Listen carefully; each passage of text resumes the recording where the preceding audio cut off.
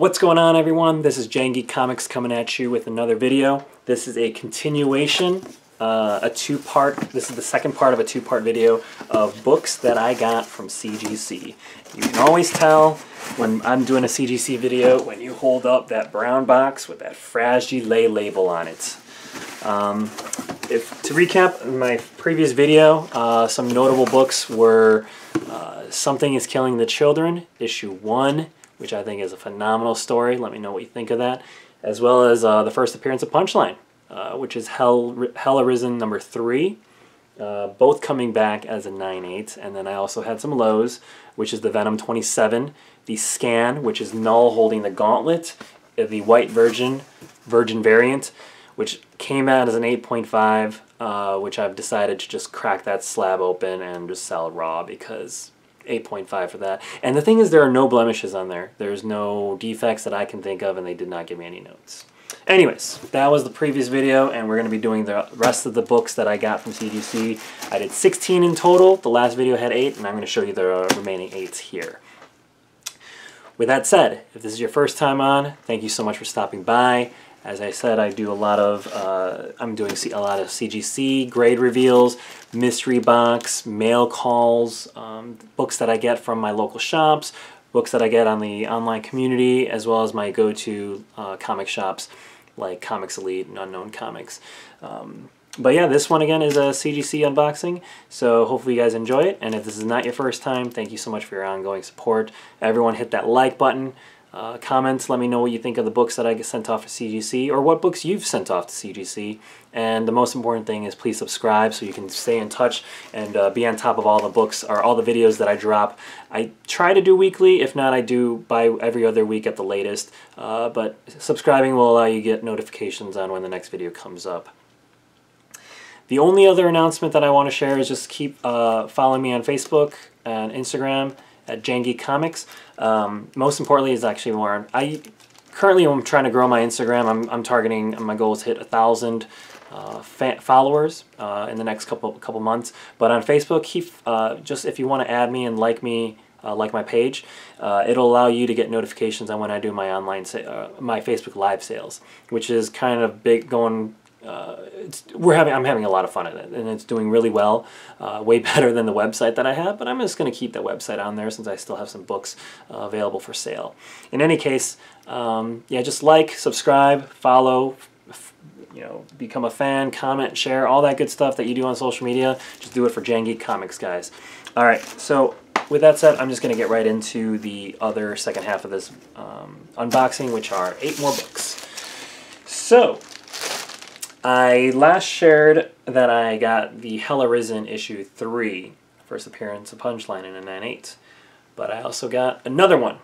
Boom. Another Hell Arisen issue 3, first appearance of Punchline. I got a couple of copies of this. I paid a little bit more of a premium on this one, but the other one I got at cost because my local shop hooked it up real good. And they definitely show, not favoritism, but they definitely show benefits to customer loyalty. I've been going to this shop every week for almost a year now, and they know who I am, and I'm glad that they were able to support me like that by giving me one of these huge up-and-coming keys at cost. In any case, first full appearance of Punchline. I'm not getting into the whole first appearance, first cameo, first cover with this, Batman 89 and 92. We're just going to leave it at first appearance based on CGC's notes at a 9/8. So, good stuff. I didn't want to show duplicates in a video, so I had to split these up from the past video. But in any case, very happy that this came back at a 9/8. Alright, the next one is Batman Killing Joke. Classic cover, classic story. The animated movie, which I think you can find on Netflix or HBO Max, it was okay. It was okay. I think it could have been better, but all in all, though, this book is a classic story and classic cover. You can never miss it. This is the first printing. The note in here, though, is Joker cripples Batman, or excuse me, Joker cripples Barbara Gordon, aka Batgirl. This is the embossed cover. I wanted to get this pressed by my buddy, but he was concerned about the embossment, that it would not do well. And this is a very black back and very delicate. I already have one myself at a 9/8, so I was hoping that this would come back as a 9/8 so I can sell it to someone who wants a Killing Joke. It came back as a 9/6. It's never been pressed, but I do think that this could have the makings of a 9/8. This is a 9/8 candidate in my opinion if it was properly pressed. But I did a quick, my friend didn't want to do a quick pressing because of the embossment. In any case, Killing Joke and a 9/6 still, nothing to cry about. Still a good grade, still a great book. Definitely going to be one, two that I am going to be selling. I usually say I'm selling on my shop, but this one is probably going to go to one of my upcoming live sales. Alright, this next book is, this one is an oldie but a goodie. This one has been seeing some rise because of the rumors of the MCU and how they're going to incorporate mutants in it. And one of the easiest ones they're going to say is through Captain Marvel. Captain Marvel and her encounter with Rogue. So it's all out of spec, but nevertheless this is a fun key to have. And I think it's one of the ugliest covers in my opinion. But we have Avengers Annual 10 from 1981. This is, the note here, is the first appearance of Rogue and Madeline Pryor. Spider-Woman, X-Men, Carol Danvers, and New Brotherhood of Evil Mutants appearance. The angle is that Rogue could be the villain in Captain Marvel, and then there's going to be a turn where she becomes from bad to good, and that might be the angle where they're introduce mutants, and thus leads the X-Men into the MCU. In any case, I personally think this is a very, very ugly cover, despite it being a key. But I'm keeping this for myself because this came back at a 9.4. Not too bad. I was hoping for a 9.6 on this, actually a 9.8. But a 9.4 for a book from 1981 at this time, I can't complain. I bought this book raw, and I bought it from a guy on the Facebook comic community. So it was quick pressed, so I think this actually isn't bad. So I will take it. A 9.4 for a Avengers Annual 10, first Rogue and Madeline Pryor as an up-and-coming key. If this actually does hold true and Rogue does make an appearance in Captain Marvel, this book is going to skyrocket, and I might actually just compel myself. I might be compelled to actually sell this one. But until then, to the personal collection it goes. Alright, the next one here. This one I always had plans on selling, but this is actually seeing a lot of gains. Now, not this one per se, but the I think it's the 1 in 25 or the 1 in 10 variant that is going up. But this is Invincible Iron Man issue 9. This is the first full appearance of Riri Williams, who eventually in the comics takes on the Ironheart character, basically the female version of Iron Man. And there's obviously rumors that Riri Williams will be in the MCU, which will then translate to the Young Avengers and all that good stuff. So we'll see. But this is definitely going up in the spec market. Thought this was a 9.8. Thought it was. I got it quick pressed and everything, and thought this would have some potential, but it came back as a 9.6. Not too bad. Can't complain. I bought this book raw. Got a good deal on it raw, and so I sent it off for grading. Was hoping for a 9.8, but not. But this one is definitely going to be sold, whether it's at my shop or at one of my upcoming live sales. Alright, that's 4 down. 4 more to go. Okay. So this one I was really happy about. Came back as a 9.8, so I'm not gonna tease you on this, but this is, guys, this one I was really happy with. I bought this at, actually I bought it at the same time I got the Invincible Iron Man. But I got The Boys issue 1 in a 9.8. If you guys haven't watched this yet on Amazon Prime, you guys are hiding under a rock and something's wrong with you, because this show is amazing. It's incredibly vulgar. Definitely not family friendly. The complete opposite of the MCU, where you can watch it as kids. It's definitely for adults. But the story is great, and let me tell you, I have a newfound respect for Carl Urban, who plays the Butcher, Billy Butcher, which actually Boys issue 1. The note is here: first appearance of Butcher, Terror, Huey, and A-Train. You guys need to watch it. If you haven't watched it, highly recommend it. It's probably my #1 must-watch show during these times. But I'm so happy I got Boys issue 1 in a 9/8. I'm contemplating on getting #2 because I think that's the first appearance of Frenchie and Mother's Milk. But in any case, I'm so glad I got this one. For my personal collection, definitely not selling this one. Boys issue 1 in a 9/8. Alright, and the next one here is Darth Vader issue 3. This is getting a lot of gains because this is the key book of the first appearance of Dr.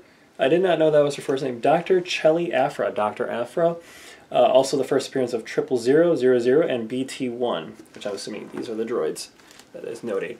This is gaining a lot because there are rumors that they are casting someone who fits the persona and description of Dr. Afra. And it's kind of like, she's kind of like the Indiana Jones of the Star Wars universe. And they say that they might even do a series on her. And if that's the case, this is gonna see huge gains. This is gonna spike in value. Excuse me. But I wish this came back in a 9/8. It came back as a 9/6. It's actually kind of funny. I got this book the same time I bought The Boys and the Invincible Iron Man at the local comic shop that I go to. They gave me a really good deal on all three. 9/6 is nothing to scoff at, though. I'm not going to complain per se, but the value of this book from a 9/6 to a 9/8 goes up a lot. But in any case, the only Star Wars books that I really want to get in terms of keys is a good 9/8 copy of Heir to the Empire of Grand Admiral Thrawn, who's my favorite Star Wars character, as well as Star Wars 42, which is the original series, which is the first appearance of Boba Fett. I think those are the only two keys I really want. I know the current big one is Clone Wars issue 1, which is the first appearance of Ahsoka Tano. That is out of my price range now, and I'm not. I love Star Wars. It's one of my passions, but it's definitely not worth dropping $2 grand for on that first issue on that key. And with Rosario Dawson being Ahsoka Tano, and this is going to be a big, huge thing on Mandalorian, it's basically unattainable. It's kind of ridiculous that the first appearance of Boba Fett is not going as high as the first appearance of Ahsoka Tano. But in any case, alright, well, these last two books is a combo pack, or not a combo, it's a set. We have ourselves Amazing Spider-Man 47. This is the current run, which is also the Legacy issue 848. This is the Comic Exposure Edition A and B. As you can see, this is a set, because you can tell from the connecting variant, or this is a connecting variant. I do apologize for the light, but as you can see, you got yourself the Green Goblin. There we go. There we go. You got yourself a connecting variant. You have the Green Goblin holding Spider-Gwen and Spider-Man.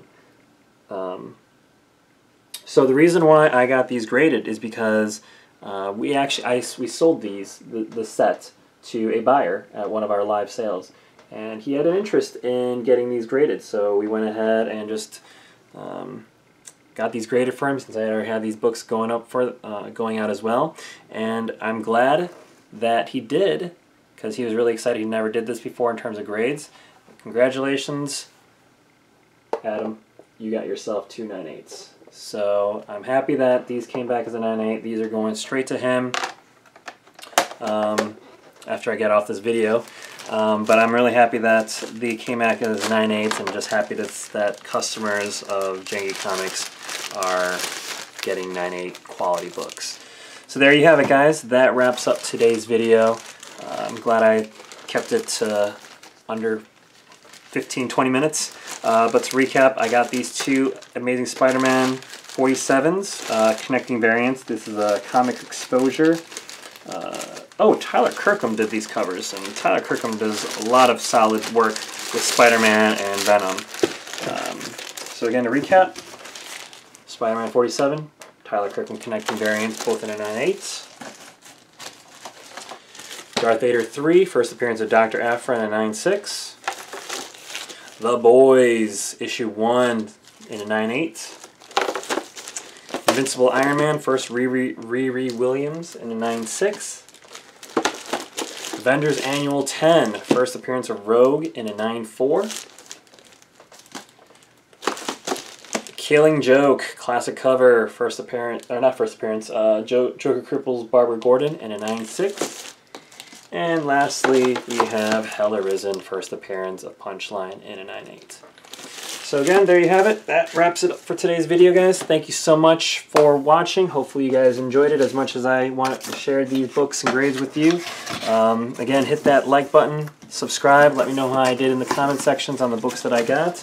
And let me know your thoughts on how mutants are going to be incorporated in the MCU, because I'm really curious on how they are going to do that, let alone how they're going to introduce Fantastic Four as well. Right now they're in Phase 4. I'll be curious on what they're going to do in Phase 5. So again, thank you guys so much for watching. Hopefully you guys enjoyed it. And yeah, subscribe and stay tuned on what my next video is going to be. So, alright guys, take care. Jang Geek Comics signing off.